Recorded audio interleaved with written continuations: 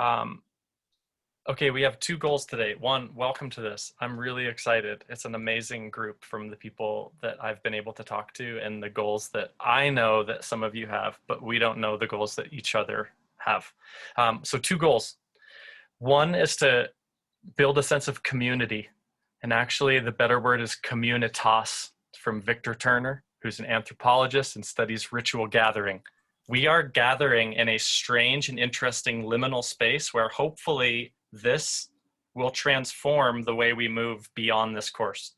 So I really want this to be an educational experience that you can take with you and make your own in a way that I haven't been able to do at CSU, which is why I started this in large part.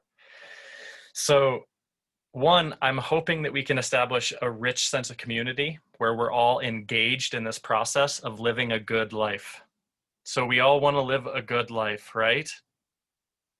How many of us have creative projects that we're working on? Entrepreneurial projects we're working on?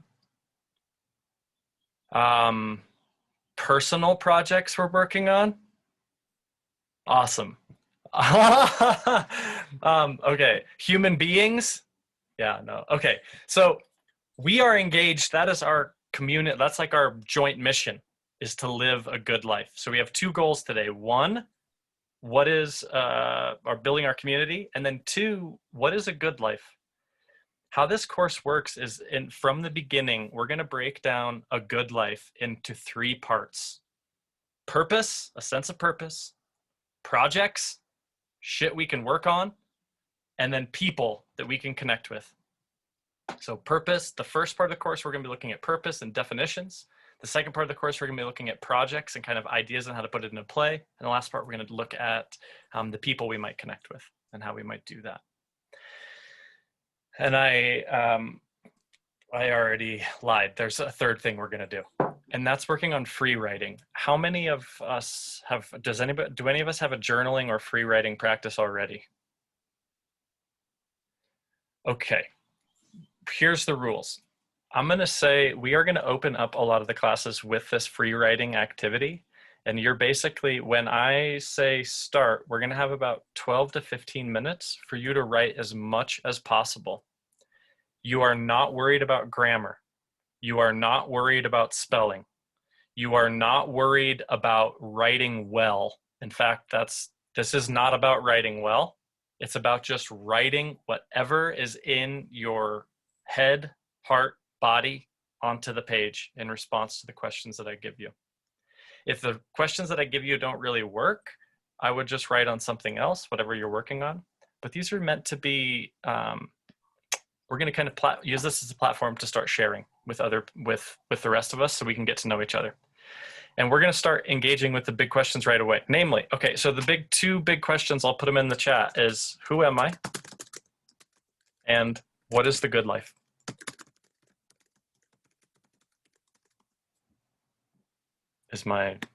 Oh man, is my chat not working? There we go. I'm going to kind of ask you just really quickly after we do this exercise where we are. And in fact, you know what? Actually, I'll just do this. Where am I? I am curious geographically, but if you want to take this emotionally, professionally, personally, that might be interesting as well. So I am on planet Earth is how I'm going to answer that question. No, I want you to just answer this question however you want to answer it. Where am I? Who am I? And what is my good life? If you have an idea, I mean, you talked with me before the course is starting about what you hope to use this course for, like Daniel's building out Rebel Teaching, and he's like kind of might be using this course as part of that, as a goal for that, then you might want to share that as well, because there's some interesting overlap between people in here that I hope will be fruitful. Rock and roll?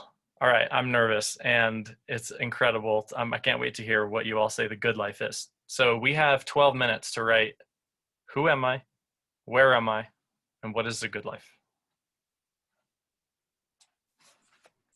Thanks for being here, taking the leap. Appreciate it a lot.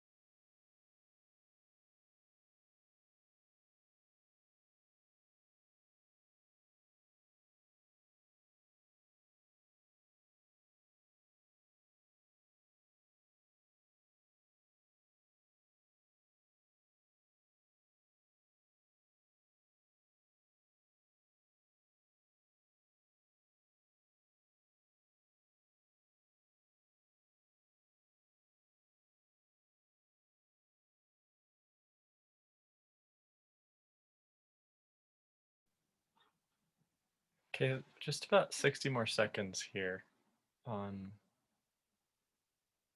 so is anything else that's on your mind where you are?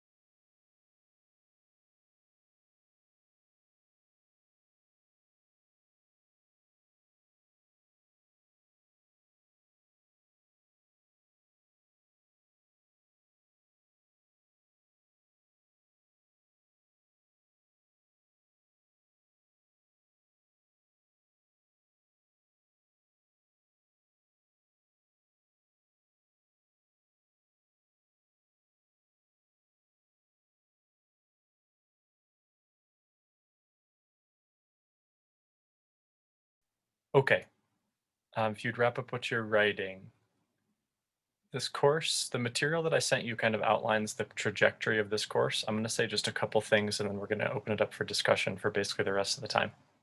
The first week is on unlearning,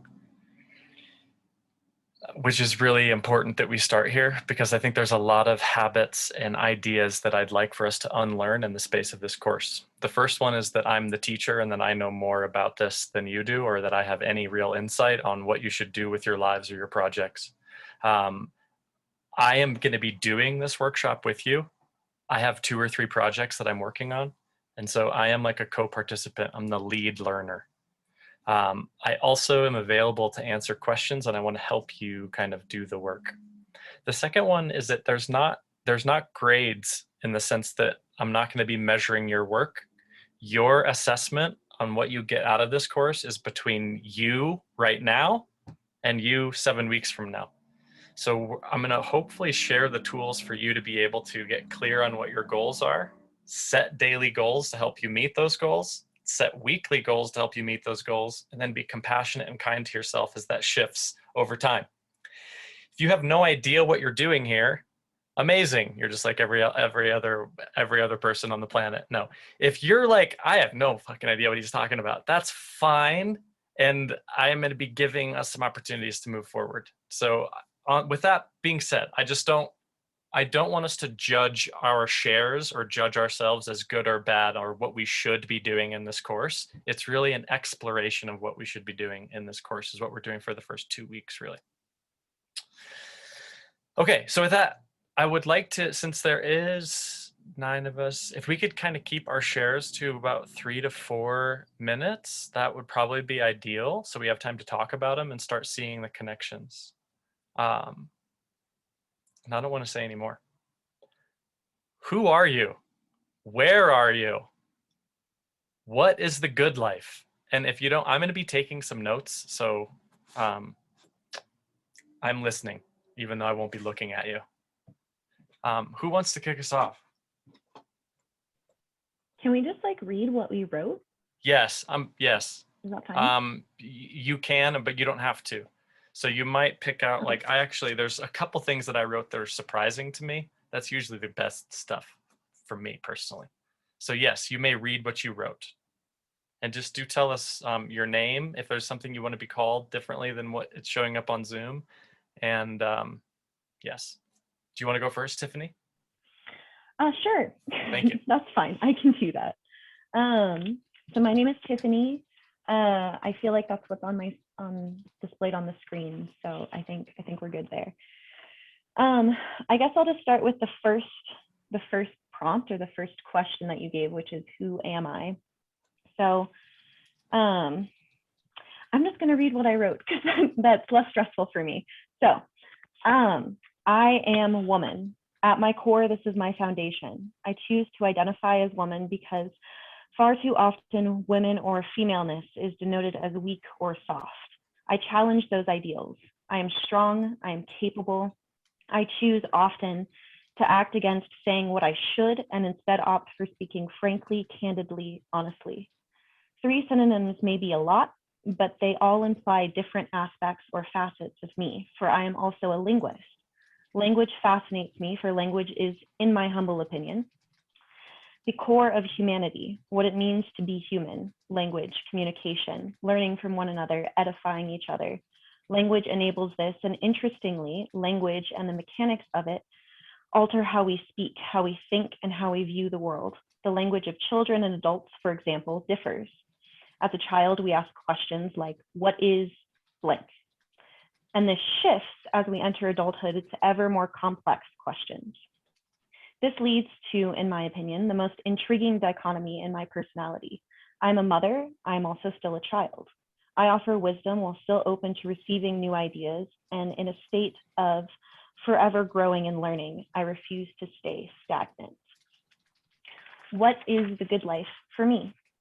The good life, many may define this as material wealth and success, the ever-pressing hound of capitalism chasing us to achieve success, else we face its hungry jaws. However, is this truly the good life? I think not. Who defines such terms? I used to believe that a good life was one where I had ample income and not a lot of work. As I grew in years, I realized that without work, without learning, without increasing my skills and experiencing new opportunities, I felt an emptiness. Ergo, the good life is one where I forever learn and experience new opportunities. Where am I? I'm in Fort Collins, Colorado. I am also in a struggle of self-identity and discovery, cultivating my passions, learning self-love and healing, and becoming happy with the person I see in the mirror. Scene. Scene. Are you watching Kaminsky Method? It's amazing. If you're not, on Netflix, highly recommend it. Michael Douglas. They end a lot of watch. Scene. Fantastic. Wow. That was it's like you're a writer or something. I was trying to write down what you were writing. How you described the capitalistic. I wrote down rat race, and I'm like, that's not as good as what she said. So awesome. Way to start us off. Does anybody want to follow that? I don't blame you if you don't.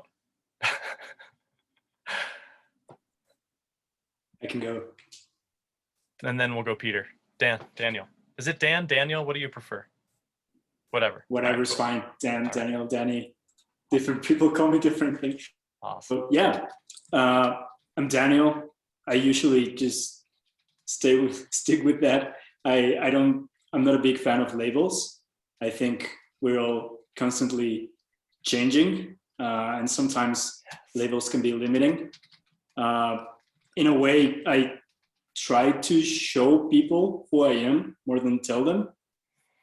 So that's something that I try to do whenever I'm approaching a group like this. So it's not as much as what I'm saying, but what I'm doing. So yeah, I try to show people more than tell them who I am. But if I had to use some kind of labels to make it easier, I would say I'm trying to be a lifelong learner, someone who's constantly trying to expand themselves, and yeah, being honest with themselves. Like I noticed that honesty came a lot in my writing. So that's a little bit of who I am. What is a good life for me? For me, the good life is about being where you want to be and being honest with yourself about what that means. So yeah, in a way, for me, again, it's all about being in constant growth and sharing as much as I can. Also, I wrote that the good life for me is about having fun, to get some energy, and then using that energy to create some positive impact. And as cliche as it might sound, I think the good life is not a destination, but it's a journey, some constant searching. Yeah, where am I physically? I'm in Mexico City. I just turned 32. And related to the last question, I'm super happy to say that I'm just where I want to be, even with all the pandemic things considered. I've been in a constant journey of personal development for the last 5 years. I quit my job twice, and now I'm transitioning into, which used to be sustainability consulting, but now I'm into the world of education and trying to have a positive impact there. So it's super scary, but it's at the same time really, really motivating. And yeah, just super happy to say that I'm right where I want to be, like in this path of learning and growing. So yeah, thanks. Awesome. Yeah, you said when I said where am I wrote I'm 39, which is interesting. I'm like, I didn't ask when am I, but I guess where I am in my life is like I'm at a point where I'm like, all right, it's time to like make the most out of my 30s. This is the last chance that I have. Nice. So interesting how time and space are collapsed there. That was one of the things I noticed. There's so many good things in there. Does anybody else want to say anything that you heard that resonated with you or pick up from there to go on the next share? I think it's really heartening to hear somebody say that they're exactly where they want to be. You don't hear that very often. Yeah. And the challenge of you doing, I also wrote zest and joy as my good life definition. And then you saying using that to serve the world. It's actually in the Buddhist framework. One of the conditions and contributing factors of enlightenment is a zest and energy that you then use to move forward to do the work that you can do. So that actually really resonated with me. That it is like, Yes. I feel like I do my best work when I'm joyful, and I use that joy and zest as like a barometer of like, maybe you shouldn't be editing TikTok videos right now. It's probably a waste of your life. Or, actually maybe you should like go do something else. You know what I mean? And I feel like the best content I create comes out of that joy. This whole thing has come out of my like, it would be crazy to design my own school. That sounds fun. So Right. awesome. Yeah, there's this quote, I can't remember who it is from, but it's like, every day I wake up torn between the feeling of wanting to savor the world and saving it. But then there's a second part, and he goes like, and somehow I realized that the savoring must come first. If not, there's nothing to save. I'm butchering it right now, but it's something like that. And I yeah, I love that. Goosebumps, as they say in America. Nice. Somehow we must savor the world in order to save it. I'm gonna have to look that up. That's gonna make savoring is a very interesting answer to what is the good life that I have not heard. Yeah, that is an excellent quote. Way to use the chat. Okay, who wants to go next? I'll go next. Oh, see sorry, me, go please. ahead. No, let's. Okay. Or no, we're gonna go Peter and then see me, because I did say Peter and then see me. Thanks. Go ahead, Pete. Thank you. I am, so this is going to sound a bit spiritual, but that's where I'm at. So let's do it. A sentient being, aware awakeness clouded by thoughts, sometimes shitty. I'm dehabituating at speed. I'm unfolding in what appears to be time. I'm open-hearted. I am pathward worthy. Where am I? So I'm spinning around the sun at 60,000 miles an hour, and it's spinning around the galaxy, and I'm in Vancouver, BC, relative to that. And then what is the good life? I said it's light bulbs while walking up the mountain. It's equanimity. It's the lack of internal conflict.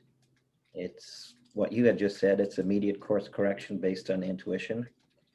It's feeling and giving love. It's full of acceptance. It's doing what's right in a community of people that are doing what's right, like here.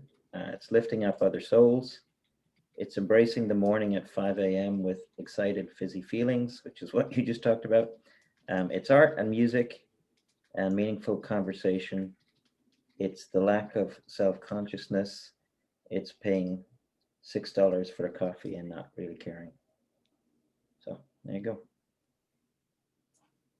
Peter, I love the fact that you brought up how fast we're traveling through space. That's one of my favorite facts. You didn't actually say, but it's something like 70,000 miles an hour. Yeah, yeah. Like the arm of the Milky Way is cooking. Yeah, but relative to what, we don't know, right? Yeah. Awesome. Yeah. Thank you, Peter. That was, I really also like the course correction based on where you are, the light bulbs up the mountain. Yeah. It's a nice mixed metaphor that works for me in thinking about what I'm doing. So appreciate that. Thank you. Simi? Or am I saying your name right? Yes, that is correct. I am Simi. Simi. Beloved and becoming. I'm a giver of hope and life and light. I'm a bearer of light, and I am king of my domain. I'm in Waterloo, Canada, or at least that's what my Google map tells me.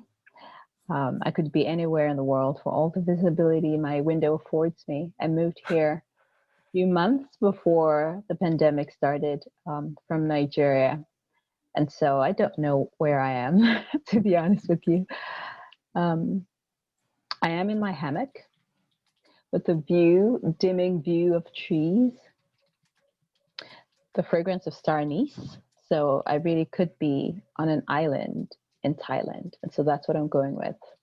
I am on an island in Thailand. The good life is inspired by love and fueled by joy. Love, joy. The love of Christ compels me. The good life is sacrificial.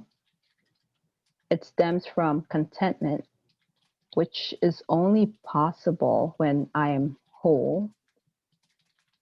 So wholeness equals contentment, equals sacrificial love, equals living from a place of abundance.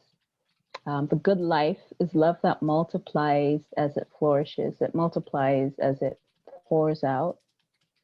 The good life does not wantonly consume. It is enjoyment with purpose.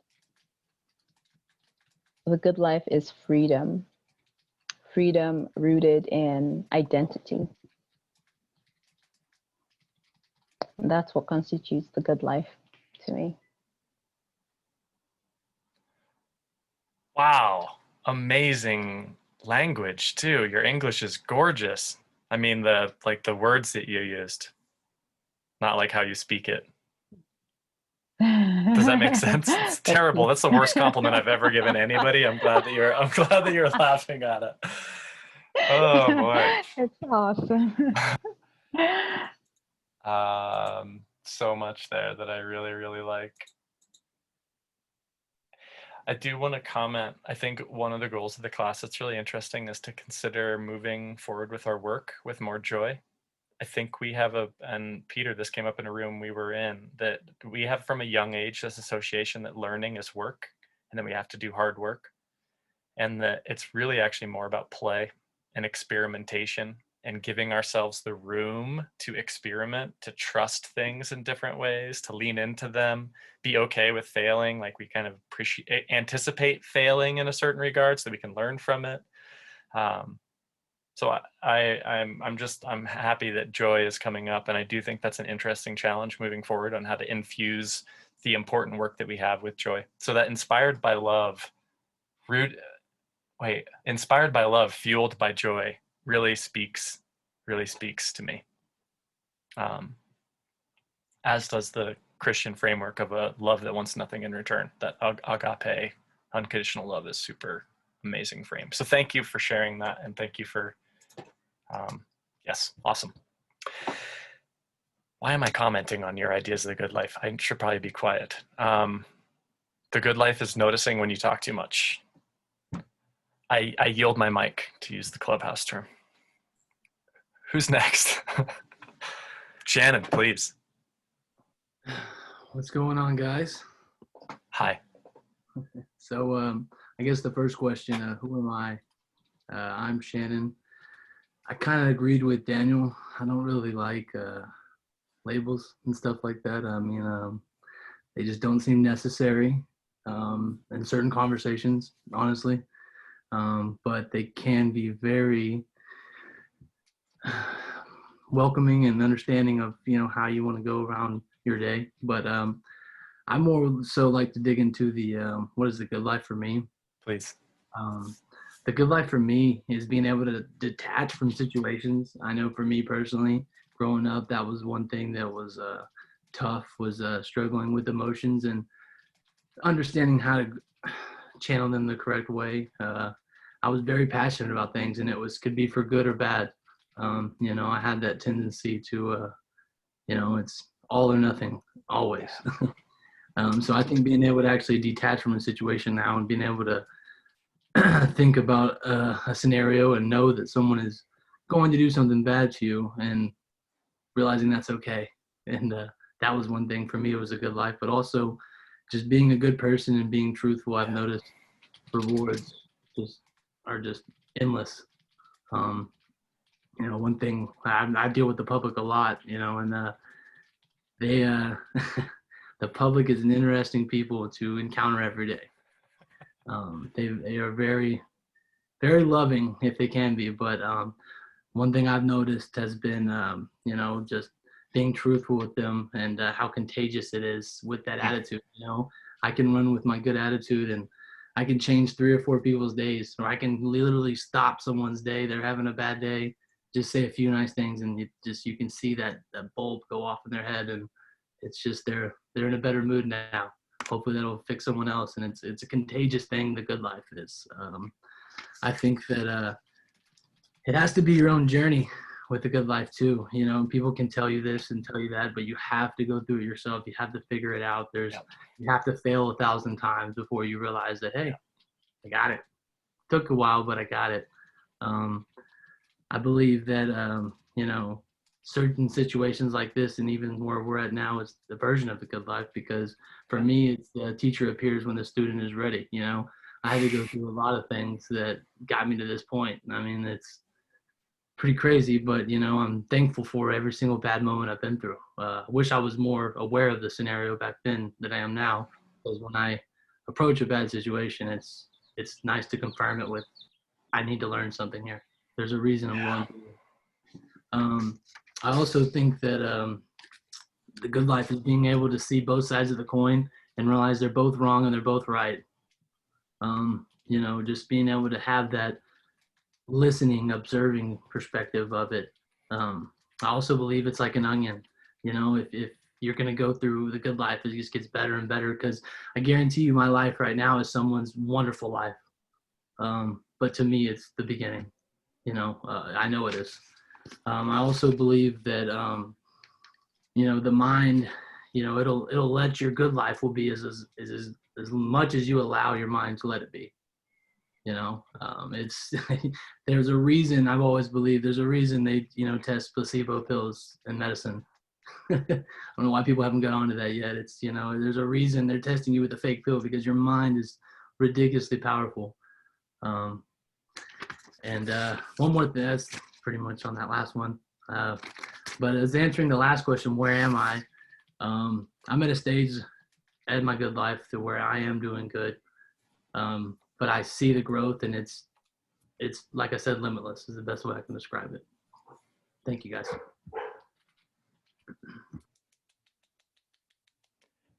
Seth Godin has a piece on placebo effects about that I'll try to find. It's really compelling in that we've noticed placebo effects in like our physical responses, that basically placebo effects are even more powerful when we're looking in the realms of belief. So we know placebo effects actually work 24% of the time to treat neurological depression. We don't know how often they work to treat these other things that are already in the realm of belief anyway. It's like, it might be all placebo. So it's a really interesting piece. I'm glad that you mentioned that. It's kind of like the other thing you said that's really interesting that we're going to work on this week particularly, or the prompts, is about, you said detachment. I would use the word non-attachment. Detachment to me suggests that you're separate from it. And I think being present but non-attached, so you're like not separate from, but not limited by those things that happen. So that's another really cool new frame that I was interested in you saying that, because I think we also attached the dumb shit, basically, right? And part of that is like reattaching to smart shit, which is like the contagious good life, as you put it. So a friend of mine in medical school told me recently, or not medical school, recently out of medical school, that they don't call it the placebo effect anymore. It's called learned wellness. cool. That's what this Right? is. That's why I brought it up. Learned wellness. Man. Yeah. It's interesting too, that connects to one of the first things I actually put in bold at the top, understanding the role from Tiffany's share, understanding the role that language plays and how we tell stories about ourselves and our lives. Is that kind of connected to that? One of my students this year recommended the book Chatter. We heard of this book? It's about the voice in our heads and how, I'll put it in the chat, but Dr. Jim Lair, he's like a performance psychologist, performance coach. He talks about, his claim is that the quality and tone of the voice we use to talk to ourselves is the #1 determinant of the quality of our life, because we live with that voice all the time. And we can train that voice to be nicer, kinder, more compassionate, more encouraging, more supportive, to tell ourselves the stories that we want to hear. They're nice. I actually had a really interesting conversation with a man recently at my Krav studio. He was an older gentleman, and we were chatting, and he brought up a study that he had read about lucky people versus unlucky people. They did, I guess they had done a study. And the defining factor between whether or not somebody was lucky versus unlucky was the lucky people tried. They actually just tried and did things, and they didn't get everything that they wanted. They still failed, but they didn't keep trying. They kept doing things and trying things, and then therefore when they received opportunities or received things, they were considered more lucky. But in all actuality, it was just them going out and doing stuff, and kind of like what we were talking about earlier, like playing and like trying to figure out new avenues and ways of things. Anyway, I thought it was interesting, because so often I feel like I fall into a mentality of, oh, I'm just unlucky. And it's like, or maybe, Tiffany, you should just try more. There's a really interesting studies about people who identify as lucky, how they have more lucky experiences. And psychologists have tried to understand what that is, if it's all just in your head. But like, obviously it's not just in your head, because you're interacting in the world. So I can't remember where that book was. They had people like I'll have to look that up. There's some really interesting research on luck, and self-identified lucky people. So thanks for sharing that. Sharon? Or no, Amelia. Please, no, Amelia. I don't know why I was calling on people. I just felt like I was going to change it up. But Amelia, I was going to volunteer anyway. So. All right. I was reading the room. Amelia. I just didn't see Amelia. Amelia, please. Okay. So who am I? Trying to figure this one out. I am in a super transitional phase of my life. I feel things are pretty gray right now. I'm pretty up and down. I'm in a job that I don't super love, in a city that I don't really want to live in. So I'm just kind of going with things right now. The good life for me, kind of going off that, is just having a basic sense of contentness, like we've all kind of touched on. Just waking up and not really having the sense of dread or anxiety that comes with a lot of days for a lot of people, speaking from personal experience. Just being excited, being happy, being supported and loved by people you love back and want in your life. Where am I? I'm in Grand Junction, Colorado. Like I said, kind of an exciting time in my life, because I feel like I have a lot of opportunities coming my way that I'm not really sure what they're going to be, which is exciting, but also this sense of like scary existential dread that's kind of looming over me all the time, but also exciting of the unknown. Yeah, keep it short and simple. I so love how honest and vulnerable that share was. It looks like I'm not the only one. I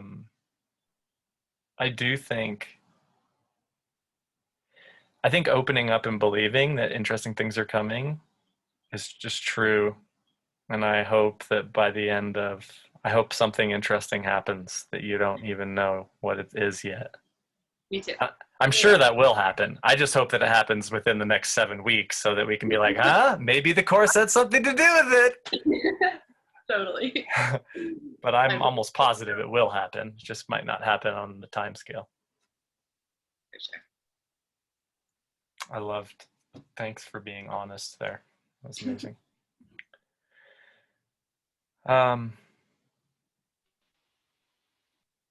Yeah, let's go with Will. Let's go guy, girl guy. That's interesting. All right. Hi, everybody. I'm I'm usually like a dive in and say everything kind of guy, but I think this one's made me pretty nervous. I was really blocked trying to write this stuff out. I'm usually blocked writing, but this is kind of interesting. So thanks, Amelia, for opening that up the way that you did. I appreciate it. So who am I? I'm Barney and I'm Will. I was Barney, which is my middle name all my life, which was really not an easy name to deal with in elementary school. And that dinosaur came out as soon as I hit bar age. So that was pretty painful. I transitioned to William and I ended up with Will, I guess, in the last 10 years or so. And it's William and Will always seemed like a made up person, but that was my professional name. Like that's because I just got sick of dealing with Barney every time I met someone in the office or every time in an email. It's just like, you know, enough of this. Like really 40 years of hearing the same jokes, I'm done. So it was really kind of a made up person. And that made up person kind of became an honest version of me in a weird way. And then Will and William seemed the odd name and Barney seems the normal one, which is kind of strange in the sense, but maybe that's kind of what I needed to do in order to own it. Found that interesting.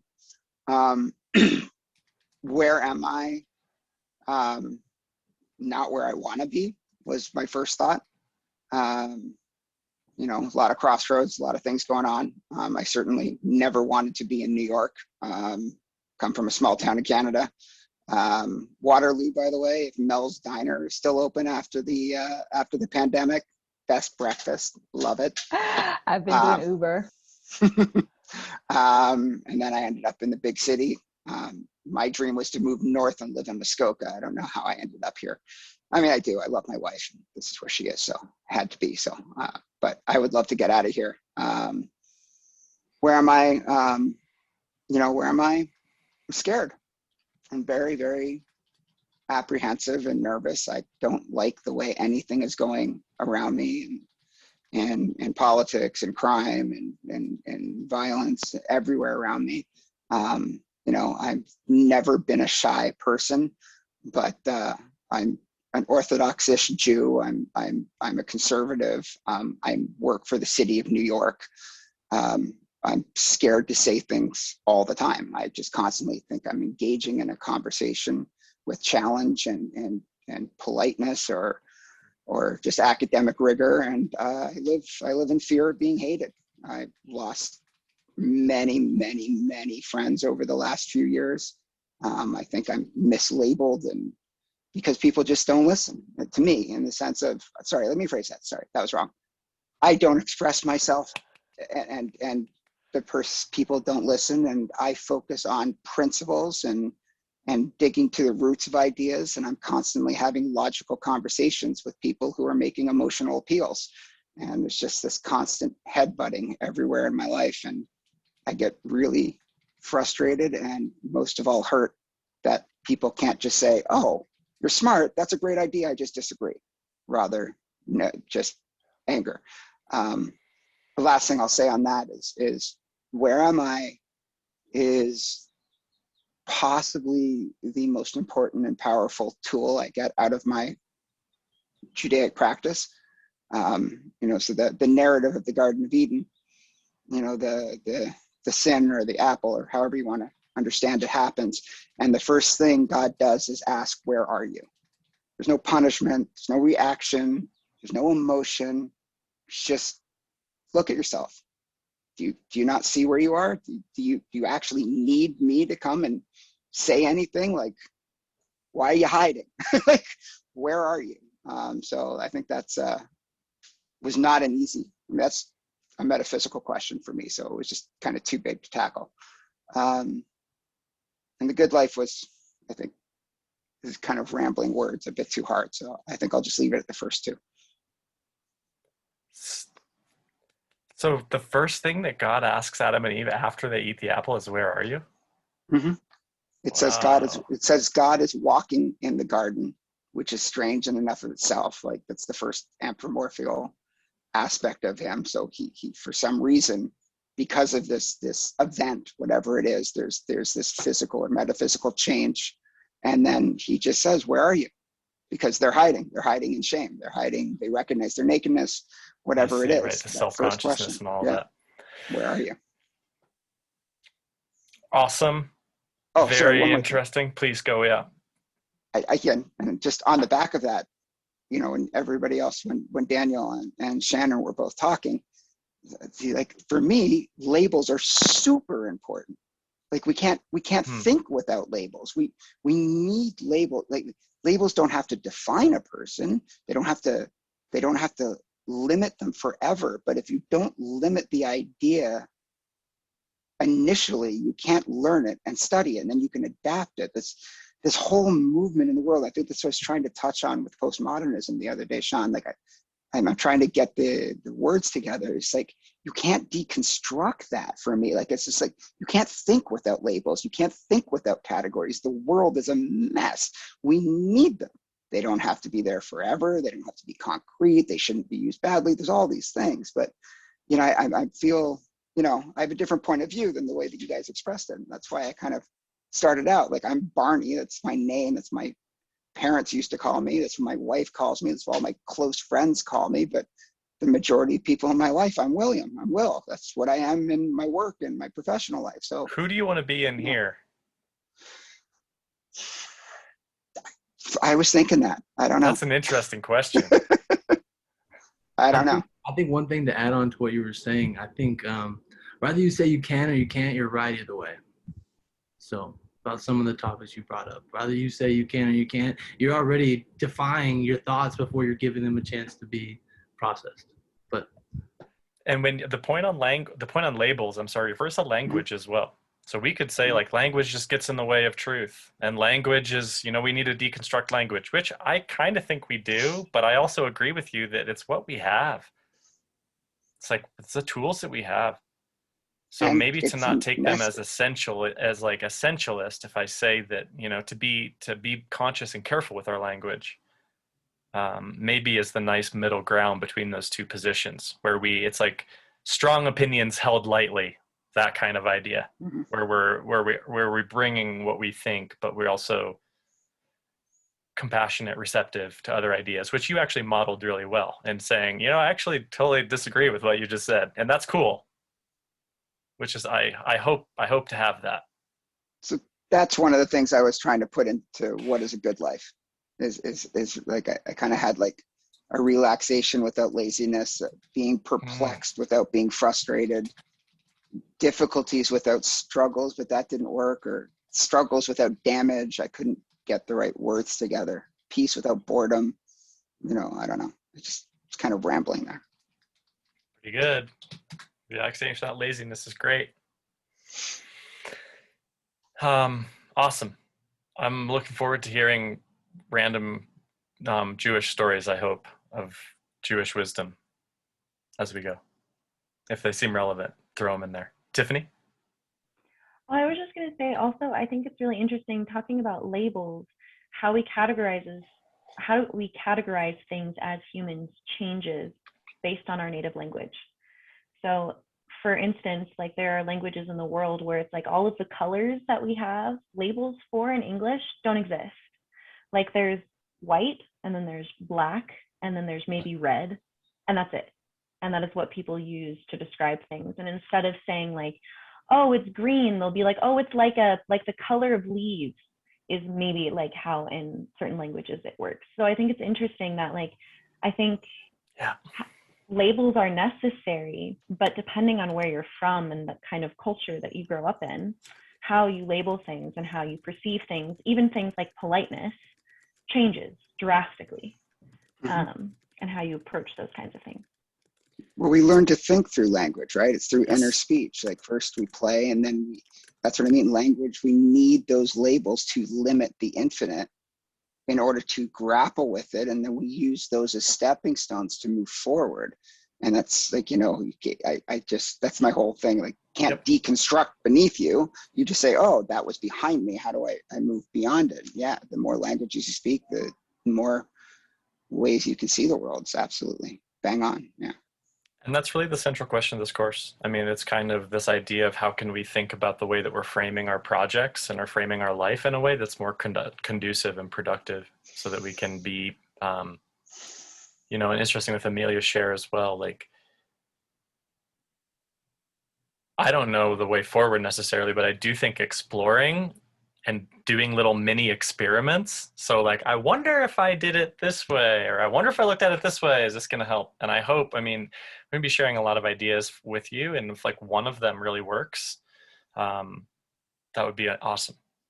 So I'm a pragmatist in that sense. I hope that the ideas we look at work, and we're getting some cool overlap. Okay. Sharon, please. And then Stevie. This feels like a good time for me to chime in. First of all, thank you all for laying out some like inner truths, because my free write was very like, I just came out of a therapy session and had to dump. So you're going to learn a lot about me in a minute. But I wanted to add to the labels discussion that even like within cultures, the disciplines that we're trained in give us different sets of language to talk about things. Ooh, interesting. I know Sean because I'm also an English professor in the CSU department, and I know we both teach rhet comp classes, and one of the tools I use in rhet comp I borrow from sociology. That's it's rhetoric really and composition. So rhetoric. Sorry. And okay, yeah. Yeah, sorry. Sorry, no, that's okay. Sorry to interrupt. Just want to clarify. No, thank you for catching me. I definitely slip into abbreviations. It kind of makes your point about disciplinary knowledge changing the way we look at the world as well. So we'll just let you continue. Sorry. So the tool I was thinking about while you were talking about labels is just like a wheel visualization that's really popular in sociology for just sort of labeling people's categories. And I'm sorry, I'm going to give you a link, but I literally found the first version of the image I could. It's a stupidly long link, but if you look at that, it's just sort of big, broad categories that we use to sort of define people. It's like political orientations on there, gender orientation, your age, a lot of the things that have come up in our self-descriptions. And I was listening to you all talk through the labels piece and thinking about labels as a way to find community. That when you find a new label for yourself, you also find a new community for yourself. So this is the therapy part. I'm at a wildly transitional point in my life. In the last 2 weeks, I have broken up with my family, changed my last name, and been diagnosed with skin cancer. So like my life is kind of blown up, like in a very short period of time. And the family piece has really been on my mind. So I ended up like doing sort of an initial thought dump and then organizing my thoughts a little more clearly on who I am into past, present, and future as a way to kind of think about who I was, who I am, and who I'd like to be. And that kind of like, Will, what you were saying was kind of resonating with me on that level. So the past, I was raised in a cult. My mother is a narcissist and the founder of said cult. I have maintained a low contact relationship with my parents for my adult life. I actually left at 16. I am now 36, so it's been 20 years of barely talking to my family, and the pandemic that we all found ourselves in.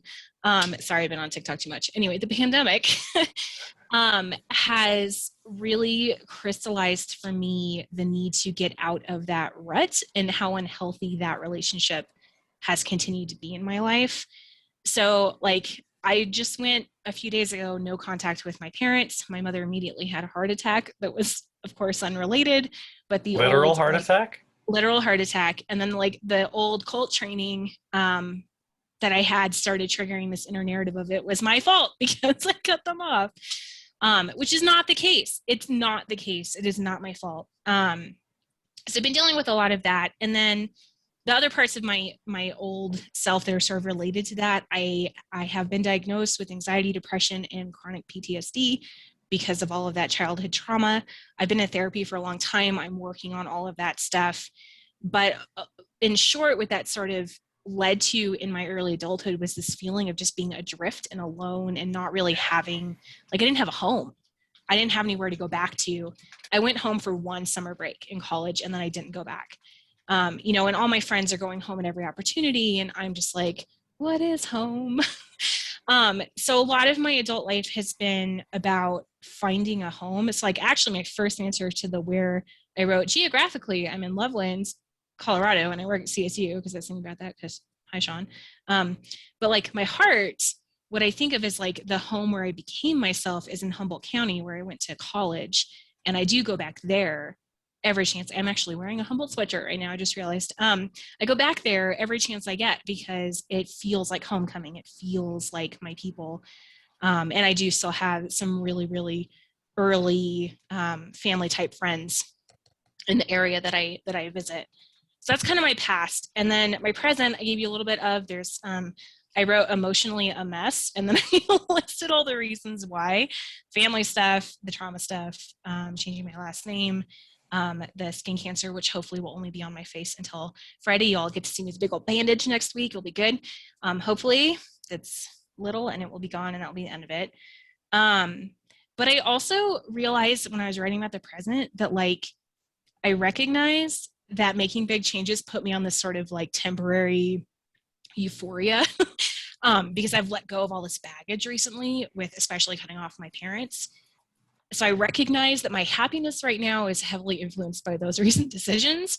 But even what led me to those decisions had a lot to do with feeling happier lately. Like my spouse and I bought our first house not very long before the pandemic started, and it's a project house. So we've just been like making all these, I'm not really like a capitalist, but like the term I keep thinking of is investment, like this idea of doing this work in our yard that I'm going to get to enjoy in 10 years. And, you know, making these improvements to our living space, I'm going to get to enjoy, that I don't have to like give up in 2 years when my landlord decides to sell the house out from under me and I have to move again, right? Like just that shift into home ownership has been really important for me lately.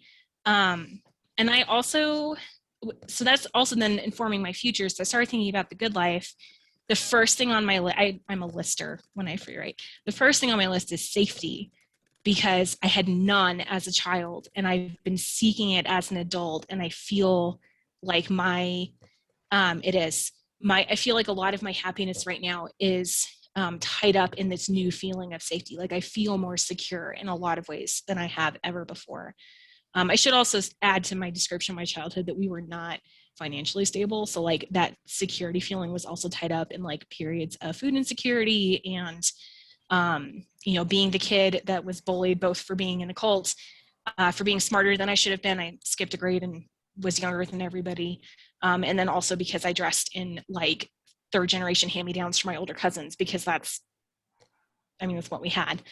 So safety and security, a real home, the space to continue making those investments. Like specifically, I wrote that this year we've been overhauling the outside spaces so I can like build a greenhouse and have a food garden, and that's really important to me.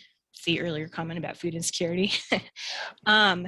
The other things that I want that are part of the good life is that I struggle with, that I still really, really struggle with, partially because of that legacy of like people pleasing with my narcissistic parent and not having good boundaries.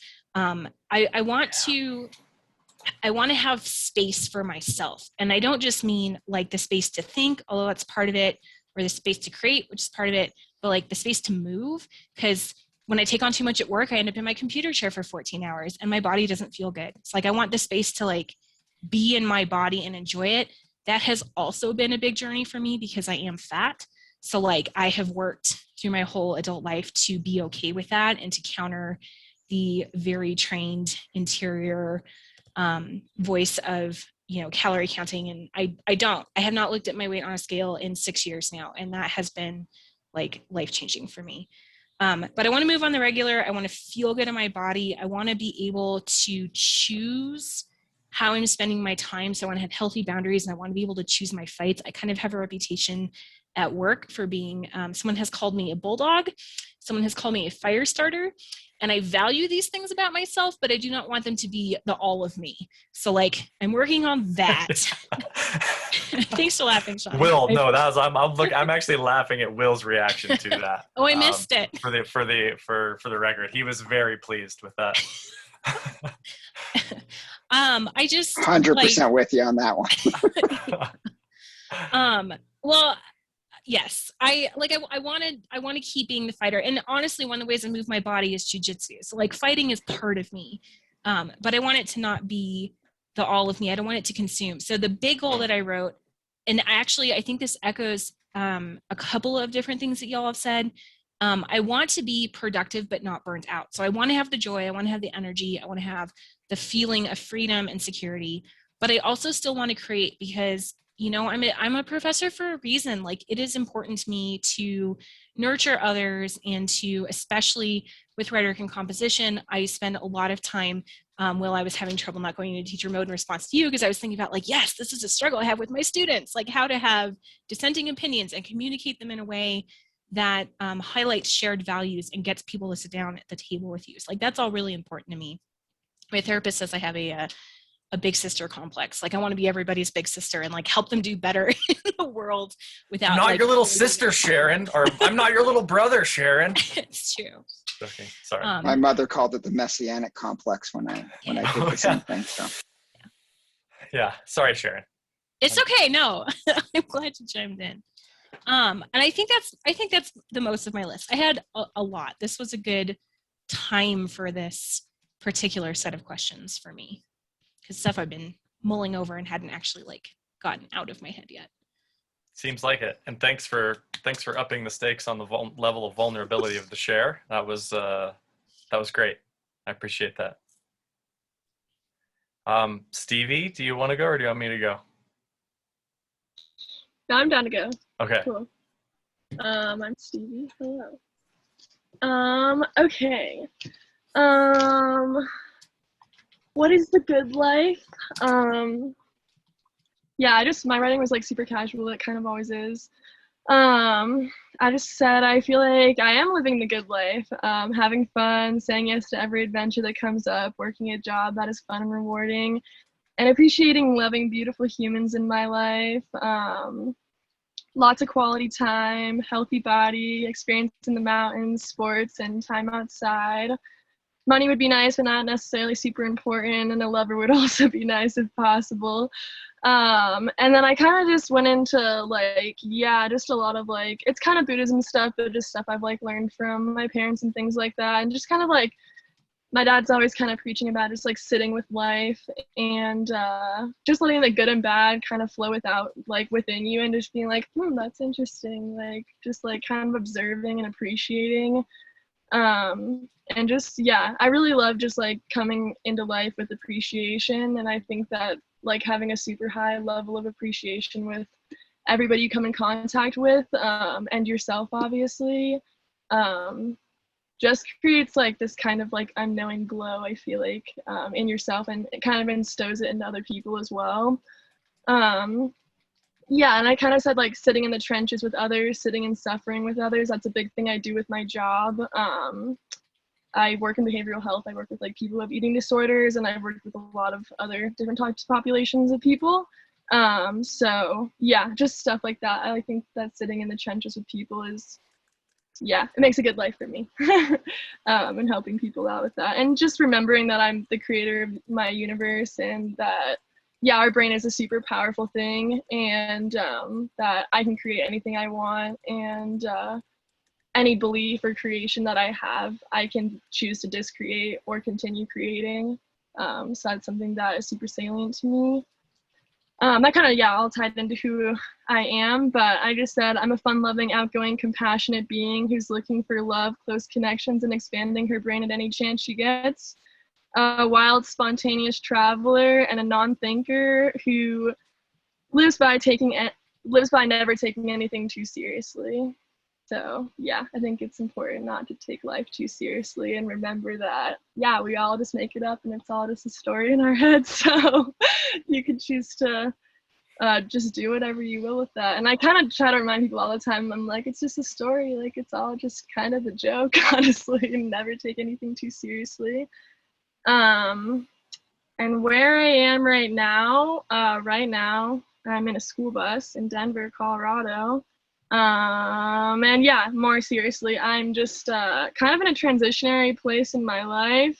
I'm transitioning between a fun, familiar, comfortable place and a big, crazy, scary place, parentheses, Korea. And I just said, God, that's going to be quite a wild change to that question. Where am I in a couple of months? Yeah, I'm moving abroad to Korea to teach abroad in August. So there's a lot of crazy transitional things that are happening. And I feel so comfortable and safe in Denver, and I'm from here. And so having that like giant change is like really freaky. I'm moving across the world completely by myself, but it's something that I want to do, and I want to just mix it up, like really mix it up like a good old just salad shaker and put myself on the other side of the planet. So seems like a good idea. Oh, wow. Okay, well, that was everybody. Please, other comments on that? I Or- just like the idea that she brought up sitting with it. Like, I was gonna bring up that too. Just the, I don't know, sitting with feelings. It sounds so simple and silly, but like, you create such an added level of anxiety for yourself. You're like, I'm anxious. Like, this is, I'm gonna make more anxious by addressing it and not. You should just sit with it. Just be. Just let it. I just wanted to comment on the story thing because earlier, I think it was Shannon that said you wanted to understand both sides of the coin, and I made a crack about it being a D100 instead of a coin. And several of you chimed in. So I noticed that there's a pattern of a lot of us being gamer storytelling types with the tabletop RPGs. So some of us, I think, are sort of like actively engaging in telling alternate stories as a way to like find different aspects of ourselves. And even if you're not a gamer, I'm hearing that in the writers too, right? Like that seems to be a theme that I'm hearing a lot. Also, that was really nice to put, Stevie. I wrote it down. Thanks. Well, I'm stoked. The next kind of question is what we all share. And I think it's maybe, almost don't even want to answer that question because I feel like, but does anyone want to take a stab at it really quickly? Is there anything that you noticed that we all share? I think I can definitely sense the amount of love and wanting to get better. I see it in every single person. It's inevitable. I mean, everyone wants something out of here. Definitely. That's all I was going to go. Lifelong learner came up. Tiffany, sorry. That's, yeah. Was that yours? You just stole it. Yeah. It's mine. My recognition. I was just going to say that I noticed that everybody was talking about wanting to learn or like having a certain amount of joy in your life, like whatever you find joy in. Like Sharon just brought up, a lot of us seem to be gamers or like wanting adventures. Stevie, I think it's awesome you're going to Korea. I spent a year abroad in Japan, and being in Asia is a fantastic experience. And I was just noticing that everybody seems to have a certain sort of like passion for something. Yes. Okay. That's a good. Willing to connect. Oh, I like that one. And I add vulnerability to that because a lot of us got real in those introductions. Yes. Like most of us, I would say. I noticed everybody liked stuff and material wealth. I saw that come out quite a bit. Yeah, everyone was super concerned with how much money we're making. That was pretty much like the through thread. We're very healthy. It's interesting though, the one word that's connected to that was Sharon's idea of investment, where you're investing in something that's going to give you returns and dividends, which is a really interesting way to think about character and other skills and habit development, where you're not actually like, especially like the first 2 weeks that you go to the gym, you barely see the change, but somewhere around like day 15, it's like, whoa, that's a bicep right there. And, for me, that doesn't really happen. I'm pretty non-bicep oriented, just physiologically speaking, whatever. I do think that's an interesting frame to think about what we're doing, and it links into what I want to do, which is basically think about, so we have these goals. How this course works for the people that weren't able to really wade through all the material I gave you, sorry about that, it's a little overkill, is each week is going to be a way for us to think about where we're going, and there's going to be optional assignments or invitations, I call them, because I'm really trying to undo this idea that I'm giving you what to do. And you could completely ignore the writing prompts. So that module 1, there's 7 writing prompts in there. You can ignore that altogether. and still get something out of the course. The one exception from things that are due is what's due at the end of the week, which if you're ready to do it, I would do it as soon as possible. So I would complete it tonight if you have a clear idea of what it is. And that's the contract you're making with yourself. So you all have identified what the good life is, which is a foundation. You've all identified who you are, where you're hoping to go. The next step is, what are you going to do every day? And what are you going to do every week that's measurable, that you can hold yourself accountable to, and work forward? Then I want you to sign a contract with yourself that you're going to be doing those things. I want you to date it. And I want you to sign your name on it so that you're actually engaging in a contract with yourself for the next 7 weeks, or actually 40 days is really what I want you to try to do 40 days. Also means like, might not meet every day. I like the 85% rule. If you try to do something every day and you miss a day, that's fine, as long as you pick it up the day after that and go the next 6 days, right? And you're also not an asshole to yourself for missing the day that you missed, right? So these writing invitations are ways for you to explore. And you might, if it was me taking this course, I would kind of get a sense, and it is, I just already have looked at this material. I would get a sense of what the week's goals are, and then what those daily writing prompts are. And if you want to just go each one, like hit a writing prompt each day, spend 5 or 10 minutes in your journal, I would make that part of the goal for the class, is to experiment with a free writing habit. So where you just show up to the page, write down what's going on, don't judge it, don't try to write well, don't write for anything else, just write to create. And Sharon, you talked about boundaries and like the sense of write to reclaim like a sense of like, this is my zone. When I have my coffee and I have my pages, y'all can get the fuck away from what I'm doing because this is my zone. Like, that's kind of how I approach my practice. It's like, this is the time where I cherish myself. And I'm going to explore myself in this space.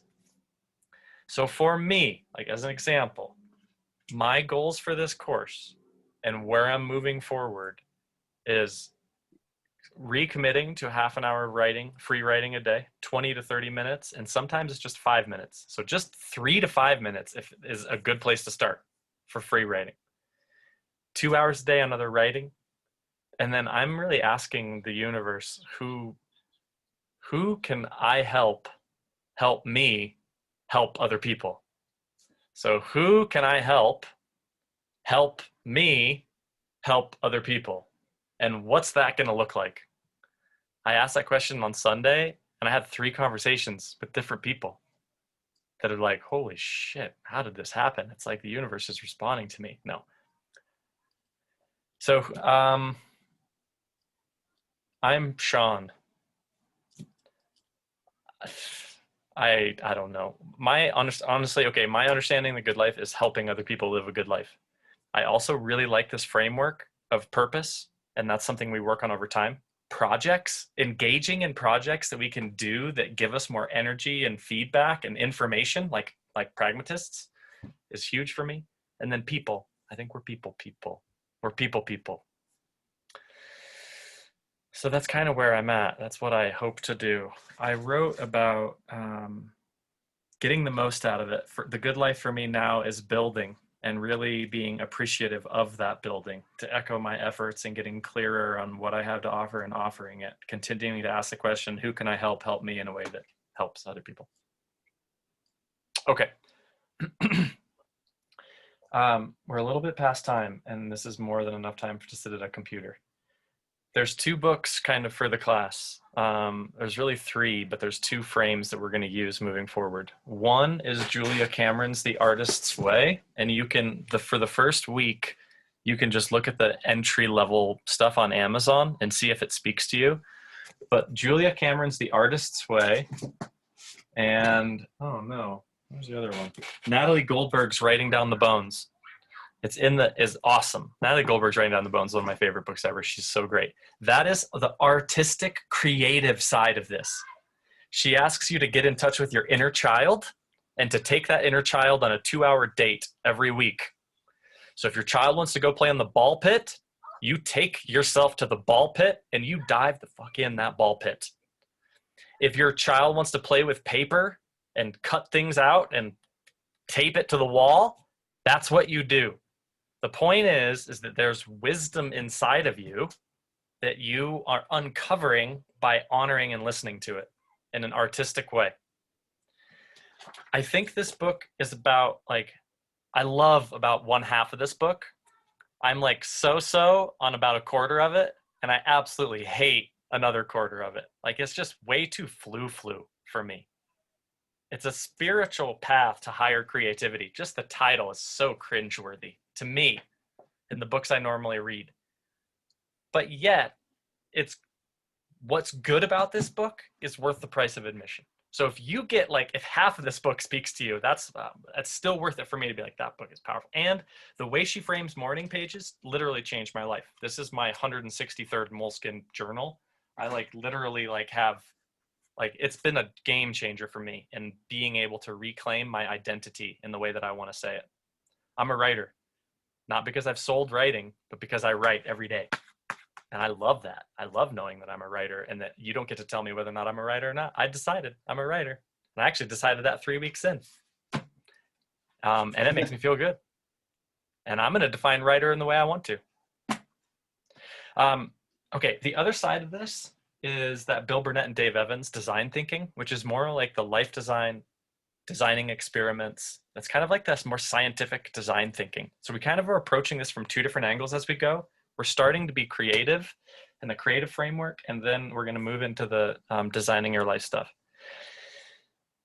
I'm going to basically every week I'll send you that module and then we're going to focus on what's in there. When we come back next week, we'll be like, oh, you know what happened to me?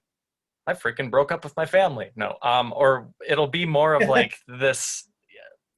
Also, like, you know, I actually did the Zen practice of presence, and I really think I'm going to be doing that for every day for the course, just to experiment with what that's like, because I really, really like that Zen framework from the first day, and I'm just going to do that. And honestly, what we're working towards is that contract. We use a flipped classroom model, which means I'm not going to go over the stuff that I give you. We're just going to spend this time to talk. Cool? Feel like we're past time. The other thing I should say is that I want to talk to you about your projects. If you want, and you don't need a project to get a lot out of this course. In fact, most people around week 3, like what you already said, is like your life is your project. Your daily schedule can be a project. So at the end of the class, if you're like, I have a better daily schedule and I know where I'm going, that's an amazing accomplishment. Or if you're like, I'm going to write a manuscript of my book, which is what I'm doing. That's fine too. But if you want to talk about what your project is, call me. And I'm here to help you in that. That's part of what the tuition and the buy-in is for. Again, I don't have the answers. As we move forward, we're going to establish, that's the last thing I'll say. Are we okay, if I send out an email thread to everyone, are we okay replying to that email thread if people have questions of the group or comments of the group? That's going to be our discussion board, is the email thread. And we'll have a new one each week. So if you have, someone in my last class was like asking the group these random questions, like, what an item did you inherit that means something to you? And I was like, this is a little weird, but it was crazy interesting.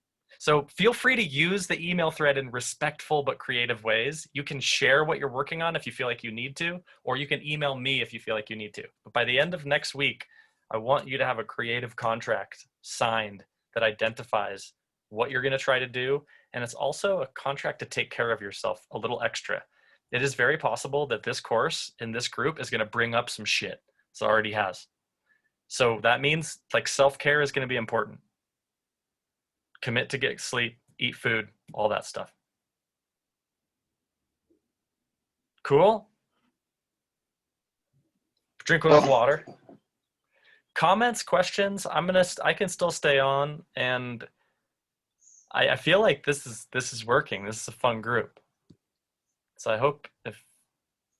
I hope this continues to be fun.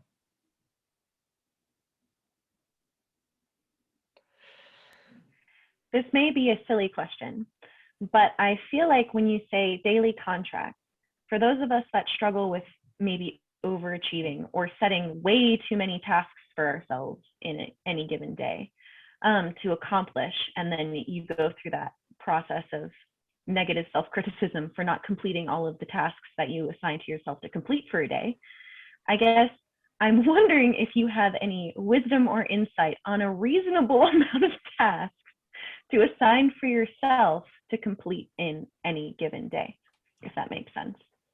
It does. I'm going to be a little snarky on this. I would make it your goal to assign yourself less goals. I mean, that's kind of weird and counterintuitive, but this is less about, actually, I have no idea. For some people, it might be more about like, I want more concrete goals and I'm going to add more of them to my list. I like the goal. The more I go through this course, I really like the goal of just dedicating a time block or working on a time block to do, I don't know what the fuck I'm going to do. I'm just going to show up and play. It's kind of the anti-goal goal. Sharon. I just wanted to throw out there that something I've been doing lately that might be helpful for you, Tiffany, and this is me dispensing my therapist's advice on that very question. But so one of the things that I realized about my own to-do list is that most of what I have on there is for other people. So this is me kind of countering just a little bit the like existing for other people, because I fully buy into Bell Hooks's idea that we can't do that unless we are also taking care of ourselves and fully here for ourselves.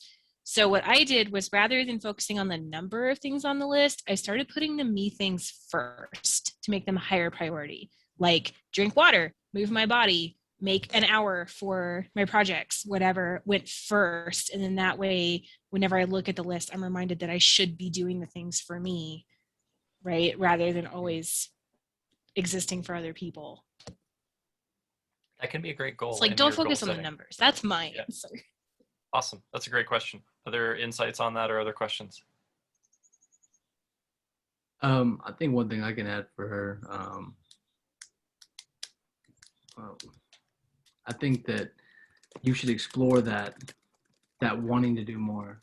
You should explore the setting goals, too many goals. You should explore why you're so criticizing your not being able to achieve them. And I think you need to be kinder to yourself first off, but I think that's an interesting route you can explore, definitely. And it's not a bad thing, because once you control it, it's pretty cool.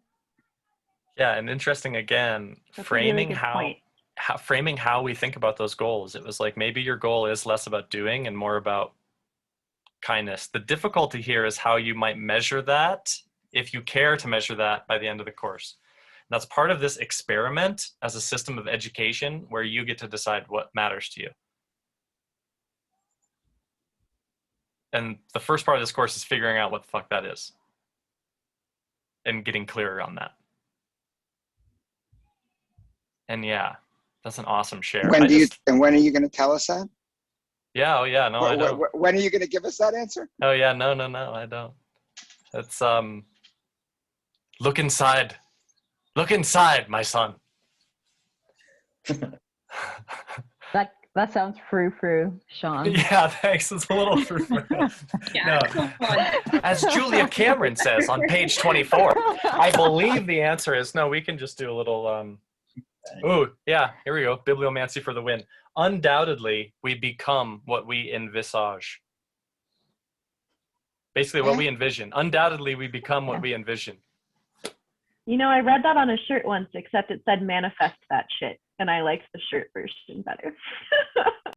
Yeah. I got a new t-shirt today that I want to make that says Nietzsche would be proud, in big letters. It's like terribly egocentric and hilarious. Anybody that gets that joke would really think it's funny. Wonders of Clubhouse. Okay. Awesome questions and comments. Other ones. I'm going to resend an email to everybody. If you don't get the email from me here, I think I have everybody's emails right.